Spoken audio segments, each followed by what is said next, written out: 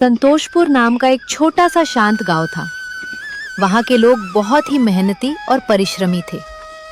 दिन भर खेतों में पसीना बहाना और कड़ी मेहनत करना उनका रोज का नियम था। लेकिन इस गांव की एक अजीब बात थी।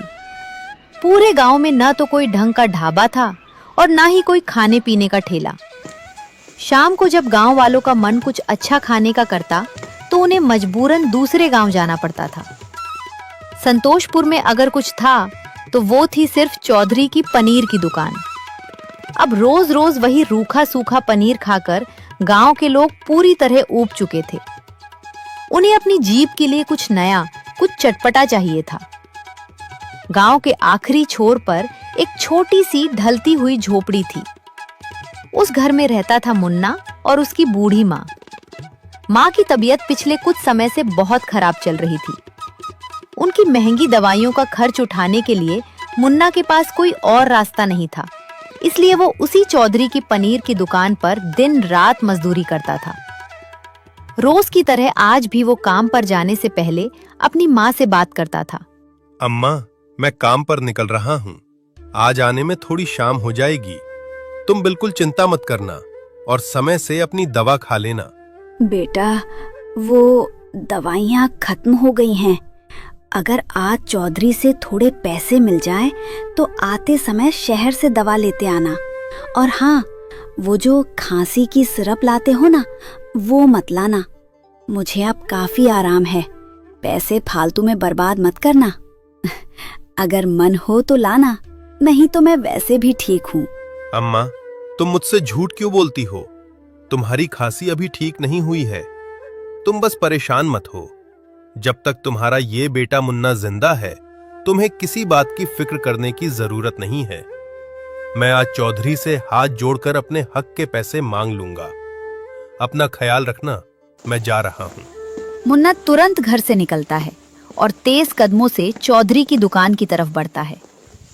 लेकिन माँ से बात करने के चक्कर में आज उसे पहुंचने में थोड़ी देर हो जाती है। दुकान पर कदम रखते ही चौधरी का गुस्सा 7वें आसमान पर पहुंच जाता है। अबे ओ मुन्ना, रोज रोज की ये तेरी नौटंकी अब यहाँ नहीं चलेगी। कभी तेरी माँ बीमार होती है तो कभी कोई और बहाना। क्या महीने के 30 दिन तेरी माँ बीमार ही रहती है? आज कौन सा नया बहाना तैयार करके लाया है बे? चौधरी साहब, बहाना नहीं है। माँ की हालत सच में बहुत खराब है। मुझे आज काम के बाद कुछ पैसों की सख्त जरूरत है। कृपा करके दे दीजिएगा। मुझे मालूम था, हर दूसरे दिन तुझे सिर्फ पैसे चाहिए। अबे, पैसे क्या यहाँ पेड़ पर उगते हैं जो जब चाहा तोड़ लिया? चौधरी जी, मैं यहाँ भीख नहीं मांग रहा, मेहनत करता हूँ। अगर पैसों की जरूरत ना होती तो मैं भी बड़े शहर चला जाता कमाने। आपके यहाँ दिन रात अपनी हड्डी पसली एक करता हूँ तो सिर्फ अपनी माँ की दवा के पैसों के लिए ही ना। ओहो, तेरी जुबान तो आजकल बहुत चलने लगी है। पैसे नहीं मिलेंगे, साफ बात है। पहले चुपचाप काम पर लग जा। शाम को अगर दुकान में अच्छी कमाई हुई तब देखूंगा। मुन्ना भारी मन से काम में जुट जाता है। वो दुकान पर आने वाले ग्राहकों को संभालना शुरू करता है। दोपहर से शाम हो जाती है, लेकिन मुन्ना का ध्यान बार बार अपनी बीमार माँ और उसकी दवाइयों पर ही लगा रहता है। चौधरी साहब, शाम हो गई है और मेरे घर जाने का समय भी हो गया है। अब तो पैसे दे दीजिए, मुझे माँ के लिए अस्पताल से दवा उठानी है। अरे मुन्ना, तूने देखने में थोड़ी देर कर दी। अभी तेरे सामने ही तो मैंने दूध वाले का सारा हिसाब चुकता किया है। अब मेरे पास एक धेला भी नहीं बचा। और तूने मुझे पहले याद क्यों नहीं दिलाया? लेकिन चौधरी साहब, मैंने तो सुबह ही आपसे। सुन, फालतू बहस मत कर। मेरे पास नगद पैसे नहीं है। ऐसा कर, पैसों के बदले तू यहाँ से पनीर ले जा। लगातार 10 दिन तक रोज थोड़ा थोड़ा पनीर ले जाना। तेरा सारा हिसाब बराबर हो जाएगा। अरे चौधरी जी, मैं इस कच्चे पनीर का क्या करूंगा? भला कोई रोज रोज पनीर कैसे खा सकता है? क्या मैं गांव में पनीर की कोई दूसरी दुकान खोल लूं? देख, मुझसे ज्यादा बकवास मत कर। पैसे नहीं है, मैंने कह दिया ना। अब ये पनीर चाहे तू खुद खा, चाहे किसी को बेच दे या नदी में फेंक दे, ये तेरी मर्जी है। लेना है तो ले, नहीं तो अपनी राह पकड़। हट जा मेरी आंखों के सामने से। मुन्ना बेबसी की आग में जल रहा था, लेकिन वो कुछ नहीं कर पाता। उदास मन और खाली हाथ लेकर वो सीधे घर वापस आता। क्या हुआ मुन्ना? मेरा बेटा आज इतना उदास क्यों है? क्या रास्ते में किसी ने कुछ कहा या दुकान पर चौधरी से कोई लड़ाई हो गई? माँ, मैं भी कितना बड़ा मूर्ख हूँ। चौधरी मुझे हर बार अपनी चिकनी चुपड़ी बातों में फंसा लेता है और मैं उसकी बातों में आ जाता हूँ। आज भी उसने मुझे पैसे नहीं दिए। अब तुम ही बताओ माँ, तुम्हारी दवाइयाँ कहाँ से आएंगी? अरे पागल, दवा का क्या करना है? देख, मैं तो बिल्कुल भली चंगी हूँ। वैसे चौधरी ने क्या कहा? माँ, चौधरी ने साफ मना कर दिया कि पैसे नहीं हैं। उसने पैसों के बदले मुझे 10 दिन तक पनीर ले जाने को कहा है। अब तुम ही बताओ, उस पनीर का हम क्या करेंगे? बेटा, अगर वो पनीर दे रहा है तो हम हार नहीं मानेंगे। हम उस पनीर से पनीर टिक्का बनाकर बेचेंगे। पनीर टिक्का? माँ, ये क्या होता है? मैंने तो इसका नाम पहली बार सुना है। बेटा, तेरे बाबूजी जब शहर के एक बड़े ढाबे पर काम करते थे, तब वो बहुत ही स्वादिष्ट पनीर टिक्का बनाते थे। उनके हाथ के हुनर को मैंने देखा था। कभी कभी मैं भी घर पर उनके तरीके से पनीर टिक्का बनाती थी और सच मान, मेरे हाथ का स्वाद तो तेरे बाबूजी से भी दुगना बेहतर था। माँ, तुम्हारी बात तो सही है, लेकिन नया धंधा शुरू करने के लिए सामान, मसाले और सबसे बड़ी बात, ठेले के लिए पैसे कहाँ से आएंगे? हमारे पास तो 1 रुपया भी नहीं है। बेटा सुन, मेरे पास कंगन है। इन्हें कल सुबह ही बाजार ले जाकर या तो बेच देना या गिरवी रख देना। इससे जो भी पैसे मिले उससे अपना नया काम शुरू करना। नहीं माँ, ये बाबूजी की आखिरी निशानी है। मैं इसे कभी नहीं बेच सकता। मुन्ना, इस समय कंगन से ज्यादा जरूरी तुम्हारी मेहनत और हमारा आत्मसम्मान है। जो मैं कह रही हूँ वही करो। कल सुबह होते ही सबसे पहले कंगन लेकर धनी राम सेठ के पास जाना। वहाँ से पैसे लेकर एक नया ठेला और पनीर टिक्का बनाने का सारा सामान ले आना। और हाँ, चौधरी के यहाँ से अपना पनीर लाना मत भूलना। मैं घर पर ही मसाला तैयार रखूंगी। माँ की ममता और हौसले के आगे मुन्ना को झुकना पड़ा।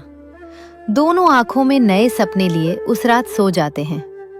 अगली सुबह जैसे ही सूरज की पहली किरण धरती पर पड़ती है, मुन्ना एक नए जोश के साथ उगता है। वो माँ के दिए कंगन लेकर गांव के सबसे बड़े साहूकार धनीराम सेठ के पास जाता है। कंगन के बदले उसे कुछ अच्छे पैसे मिल जाते हैं।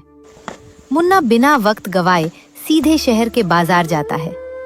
वहां से वो एक चमचमाता हुआ नया ठेला, कोयला, सीख और पनीर टिक्का बनाने के लिए जरूरी मसाले लेकर घर लौटता है। इसके बाद वो चौधरी की दुकान पर जाकर अपने हक का पनीर लेता है और चौधरी के मुंह पर साफ कह देता है कि आज से वो उसकी गुलामी नहीं करेगा। मुन्ना पनीर लेकर घर आता है और माँ के सामने रख देता है। माँ रसोई में बैठ जाती है और अपने पुराने तजुर्बे के साथ मसालों का ऐसा जादुई मिश्रण तैयार करती है कि देखते ही देखते पनीर के टुकड़े उस मसाले में रंग जाते हैं। मुन्ना जब कोयले की भट्टी सुलगाकर सीखों में पनीर, शिमला मिर्च और प्याज को पिरोकर अंगारों पर रखता है, तो वहां कुछ अद्भुत होता है। जैसे ही पनीर के टुकड़े दहकते कोयले पर सिकने लगते हैं, उन पर से मक्खन और मसालों की बूंदें टपकती हैं। कोयले की धीमी आंच पर सिकते ही पनीर का रंग सुनहरा होने लगता है। तुरंत मुन्ना अपना ठेला गांव के किनारे लगा देता है। तभी 2 अनजान आदमी उसके ठेले पर आते हैं। अरे भाई, पनीर टिक्का! ये लाजवाब चीज तो हमने सिर्फ बड़े बड़े शहरों के होटलों में बिकते देखी थी। अब हमारे इस छोटे से गांव में भी मिलने लगी क्या? अरे भाई, गांव में मिल रही है तो शुक्र मनाओ, वरना इस संतोषपुर गांव में तो शाम को खाने के नाम पर कुछ मिलता ही नहीं था।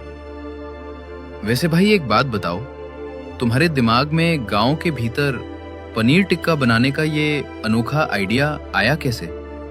ये तो यहाँ की रेसिपी है ही नहीं। भाई साहब, ये आइडिया और ये हुनर सब मेरी पूजनीय माँ के हाथों का कमाल है। आप बातें बाद में कीजिएगा, पहले एक बार चक्कर देखिए। अच्छा भाई, अगर इतना भरोसा है तो इसी बात पर हमारे लिए भी एक प्लेट लगा ही दो। अरे रुक रुक भाई, प्लेट लगाने से पहले जरा इसका दाम तो पूछ ले। हाँ भाई, एक प्लेट का क्या रेट रखा है तूने? भाई साहब, आज मेरा पहला दिन है और आप दोनों मेरे सबसे पहले ग्राहक हैं। अब आप ही बताइए, शहर में इसका क्या दाम होता है?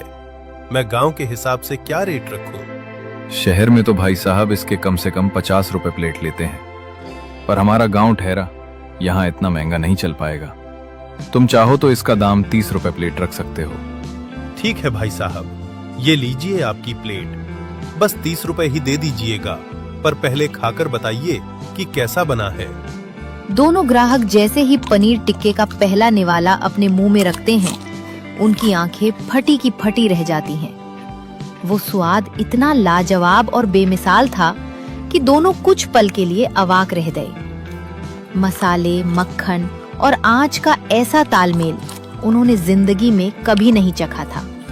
भाई साहब, गजब, एकदम लाजवाब स्वाद है। तुम्हारी माँ के हाथों में तो साक्षात अन्नपूर्णा देवी का वास है। तुम्हारा लख लख शुक्रिया मुन्ना भाई, जो तुमने इस गांव में ऐसा ठेला लगाने की हिम्मत की, वरना हम जैसों को तो तरस जाना पड़ता था। ये पकड़ो भाई अपने पैसे, अब हम चलते हैं। उन पहले 2 ग्राहकों की तारीफ और पनीर टिक्के की महक ने अपना काम कर दिया था। देखते ही देखते ठेले पर गांव वालों की भारी भीड़ जमा होने लगी। स्वाद का जादू ऐसा चला कि मुन्ना ने जितना पनीर सोचा था वो कम पड़ गया। महज कुछ ही घंटों में उसका सारा का सारा पनीर टिक्का बिक गया। आज मैं बहुत कम पनीर लाया था, इसलिए जल्दी खत्म हो गया। क्यों ना मैं अभी सीधे चौधरी की दुकान पर जाऊं और कल के लिए ज्यादा पनीर का ऑर्डर दे दूं। यही सोचकर मुन्ना सीधे चौधरी की दुकान की तरफ चल पड़ा। चौधरी जी, मुझे कल के लिए थोड़ा ज्यादा पनीर चाहिए होगा। ज्यादा पनीर? मुन्ना, मुफ्त में नहीं मिलेगा, अब पैसे लगेंगे। चौधरी जी, मेरे काम के बदले जो आपके पास मेरे पैसे बचते हैं, आप कल और परसों का पनीर उसी में से काट लीजिए। मुझे 10 दिन तक थोड़ा थोड़ा नहीं चाहिए। मुझे कल 2-3 दिन का पनीर एक साथ मिलाकर बढ़ाकर दे दीजिए। अच्छा ठीक है, तो आज का हिसाब समझ ले और कल का पनीर ले जाना, उसके बाद से नगद पैसे लगेंगे। ठीक है चौधरी जी, कल मुझे पनीर बढ़ाकर ही दीजिएगा। इतना कहकर मुन्ना वहां से चला जाता है। ये मुन्ना अचानक इतना पनीर क्यों मांग रहा है? कहीं इस लड़के ने सच में गांव में पनीर की कोई दूसरी दुकान तो नहीं खोल ली? चलो कोई बात नहीं, दुकान चाहे जो भी खोले, पनीर तो आखिर मेरी ही दुकान से खरीद कर ले जाएगा ना, मुनाफा तो मेरा ही होना है। चौधरी इस गलतफहमी में बहुत खुश था। उधर मुन्ना रात को घर पहुंचता है, अपनी मेहनत की पहली कमाई आदर सहित अपनी माँ के हाथों में सौंपता है और सुकून की नींद सो जाता है। अगली सुबह होती है। मुन्ना तय समय पर चौधरी की दुकान से ज्यादा मात्रा में पनीर लेकर घर आता है। उसकी माँ फिर से उसी अनोखे अंदाज में प्यार और तजुर्बे से मसाले मिलाकर पनीर टिक्का तैयार करती हैं। मुन्ना ठेला लेकर गांव के उसी कोने पर पहुंचता है। अभी ठेला लगाए कुछ ही देर हुई थी कि खुशबू सूंघकर लोगों की कतार लग गई। उधर अपनी दुकान पर मक्खियां मार रहा चौधरी परेशान बैठा था। दोपहर ढल चुकी थी, पर उसकी दुकान पर सन्नाटा पसरा था। वो बड़बड़ाने लगा, आखिर आज गांव वालों को क्या हो गया है? एक भी बंदा पनीर खरीदने नहीं आया। कहीं ऐसा तो नहीं कि मुन्ना सबको पनीर मुझसे सस्ता बेच रहा है? चौधरी इसी उधेड़-बुन में था कि तभी दुकान के सामने से गांव का पप्पू गुजरता है। चौधरी तुरंत उसे आवाज लगाता है, अरे पप्पू, ओ पप्पू भाई, जरा सुनना, इधर आना तो। हाँ चौधरी साहब, कहिए क्या बात है? अरे पप्पू, गांव में क्या पनीर की कोई दूसरी दुकान खुल गई है क्या? आज कोई मेरी दुकान की तरफ झांक भी नहीं रहा।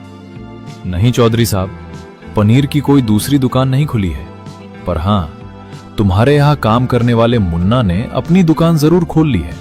क्या? मुन्ना ने पनीर की दुकान खोल ली? अरे नहीं नहीं, पनीर की दुकान नहीं, उसने पनीर टिक्का का ठेला लगाया है गांव के किनारे। भाई साहब, स्वाद ऐसा बेहतरीन है कि पूरा गांव वहीं उमड़ पड़ा है। चलो कोई बात नहीं, बेचने दो उसे टिक्का, आखिर पनीर तो मेरी ही दुकान से उठाएगा ना। पप्पू के जाने के बाद चौधरी के दिमाग में लालच का कीड़ा कुलबुलाने लगा।